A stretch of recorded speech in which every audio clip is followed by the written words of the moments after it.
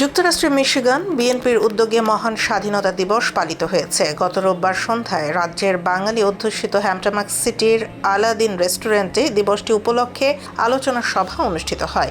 এতে প্রধান অতিথি হিসেবে ভার্চুয়ালি বক্তব্য রাখেন বাংলাদেশ জাতীয়তাবাদী দল বিএনপির আন্তর্জাতিক বিষয়ক সম্পাদক আনোয়ার হোসেন খোকন।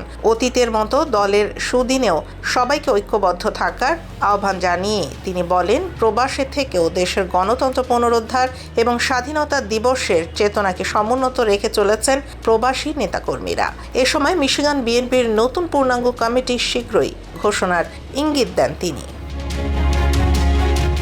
মিশিগান বিএনপির সাধারণ সম্পাদক সেলিম আহমেদের সঞ্চালনায় এতে সভাপতিত্ব করেন সংগঠনের সভাপতি দেওয়ান আকমল চৌধুরী।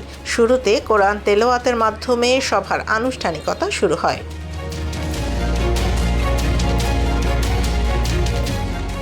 এতে বক্তব্য রাখেন মিশিগান বিএনপির সাবেক উপদেষ্টা ইউসুফ কামাল, নুরুল হক, সৈয়দ ইকবাল হোসেন চৌধুরী বকুল, সাবেক ইউপি চেয়ারম্যান জিলাল উদ্দিন, রাজু তালুকদার, ওমর আশরাফ ইমন, সিলেট মহানগর ছাত্রদলের সাবেক সাংগঠনিক সম্পাদক ওয়াসিউজ্জামান চৌধুরী রনি, হেলাল আবেদিন সহ আরও অনেকে। এতে কোরআন তেলাওয়াত করেন আব্দুল মুকিত পন্নী। স্বাগত বক্তব্য রাখেন শরীফ মাহদি ও আলী সফদর খান বাবর।